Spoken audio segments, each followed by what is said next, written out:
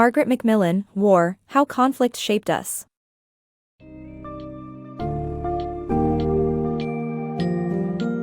Embark on an intriguing journey to explore the human propensity for war and unravel the genetic codes that have made conflict a central component of our existence. The book's summary of War, How Conflict Shaped Us by Margaret MacMillan delves deep into the motivations behind our warring tendencies, from greed and self-defense to emotions and ideas. Discover the role of culture and society in crafting approaches to war and how the emergence of nationalism and the Industrial Revolution sculpted modern warfare. As you traverse this thought-provoking summary, you will gain a comprehensive understanding of the various factors that drive people to engage in battles, and the devastating effects of war on both soldiers and civilians.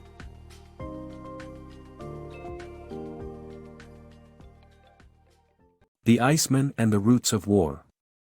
Bolzano's mummified body, known as Otzi or the Iceman, revealed that organized, armed conflict has always been part of human history.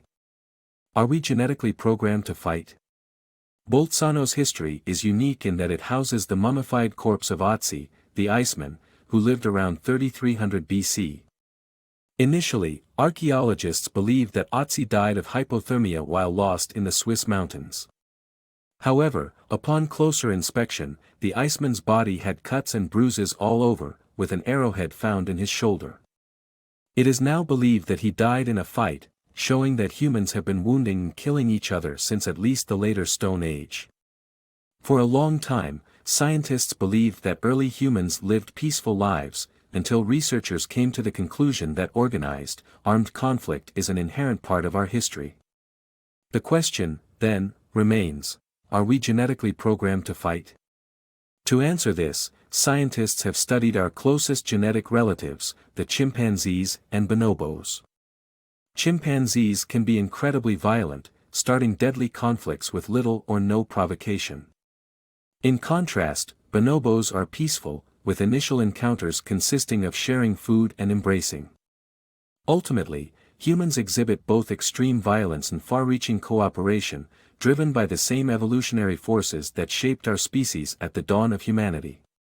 While our desire for food can make us violent, we have also domesticated ourselves and can choose not to go to war or improve the world through more abstract causes like honor or religion. The Iceman story reveals that organized violence has always been a part of our history, but the relative peacefulness or violence of our closest genetic relatives does not answer if we are inherently programmed to fight. Nonetheless, seeing as humans can neither avoid violence nor embrace pacifism completely, understanding why wars happen and appreciating the far-reaching damages of violent conflicts are vital for our society. Motivations for war. Wars are motivated by greed, self-defense, emotions and ideas. These factors underpin the decision of Britain to go to war with Spain in 1739, even though the pretext for the war, Captain Jenkins' ear, was absurd. Greed is a common motivation behind wars. The Mongol Empire and Saddam Hussein were driven by the desire to plunder and loot. Wars are also fought in self-defense, such as Israel's 1967 attack on Egypt, Syria, and Jordan. Fear is another motivation, demonstrated by Hitler's unfounded belief that peace in Europe made Germans soft and weak. Finally, wars can arise from emotional factors such as personal glory and from ideas such as religion, politics, and nationalism.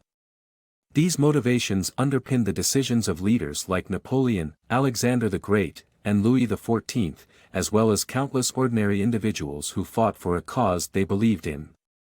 While the list of reasons for starting wars is long, they are typically underpinned by the same fundamental factors of greed, self-defense, emotions, and ideas. War, culture, and influence. Wars are viewed and fought differently by societies depending on their institutions, values, and beliefs. The culture of any society plays a crucial role in shaping its attitudes towards wars and conflicts.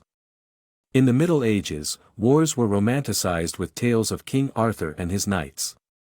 The society believed that honor and virtue were the cornerstones of chivalry, and men were encouraged to prove their valor for the reward of a woman's hand in marriage. However, reality was far from romantic, and the conflicts were brutal and violent. Institutions, values, and beliefs can influence a society's view of war.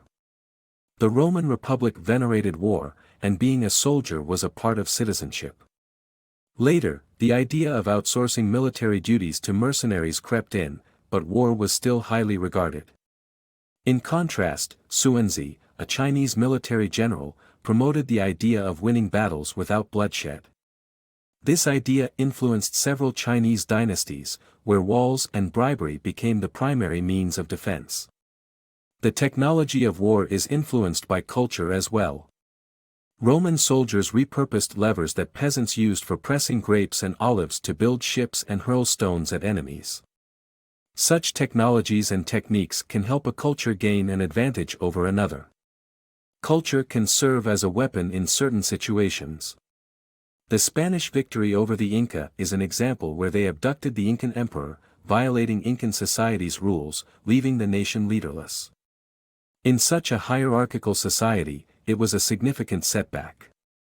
In conclusion, wars are viewed and fought differently across societies depending on their institutions, values, and beliefs.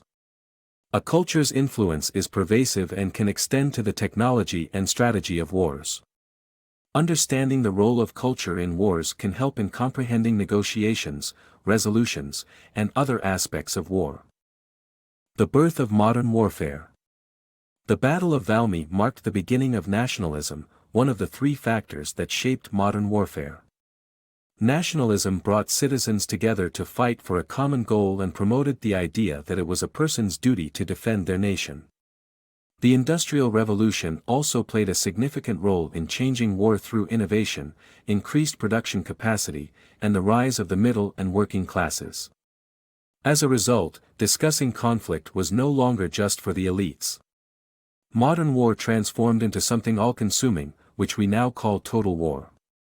Armies now consist of millions of soldiers, and countries must harness their entire economic might to serve their war efforts, resulting in more suffering than people ever thought possible.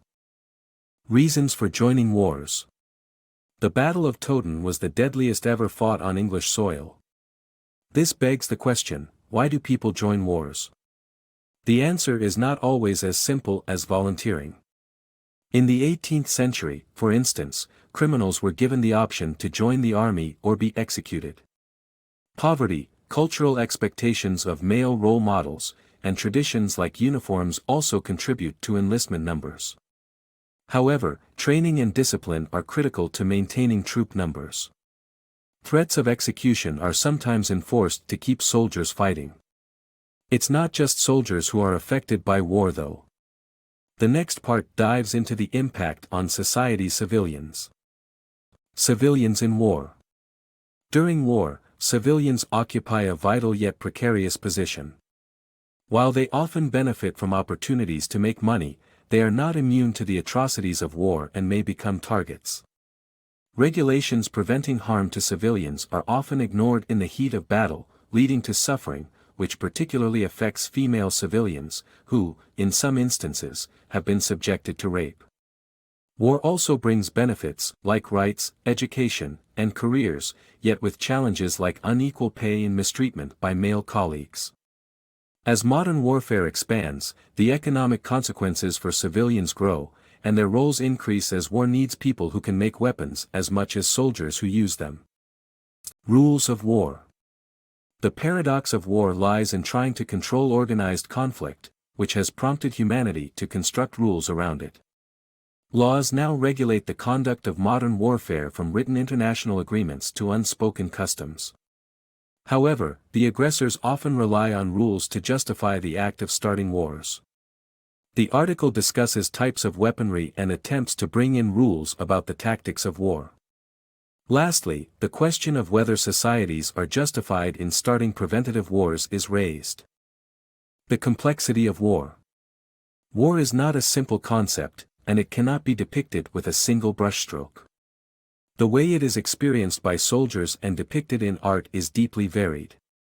The ancient Greeks had a rather dispassionate way of cataloging wounds, while modern soldiers can describe conflict entirely differently. In art, depictions of battle are rich and varied, showing the terrible beauty of warfare or emphasizing the devastation and destruction of conflict.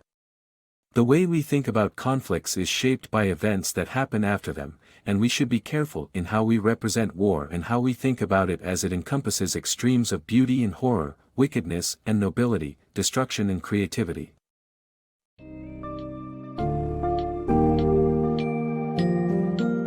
As we wrap up the book summary of War, How Conflict Shaped Us, it becomes apparent that war is an innate part of the human experience. From the complex motivations behind going to war to the ways war is presented in art and experienced by soldiers, Margaret MacMillan masterfully encapsulates the multifaceted nature of conflict. While we may never fully understand our inherent penchant for war, the key takeaway is to acknowledge the intricate and deeply intertwined relationship between war and the human experience. By adopting a cautious and nuanced approach towards understanding and representing war, we can recognize its potential to encompass both darkness and nobility, destruction and triumph. Through such awareness, we can strive to foster the more compassionate aspects of our nature, seeking constructive paths towards resolving conflicts and creating a more harmonious world.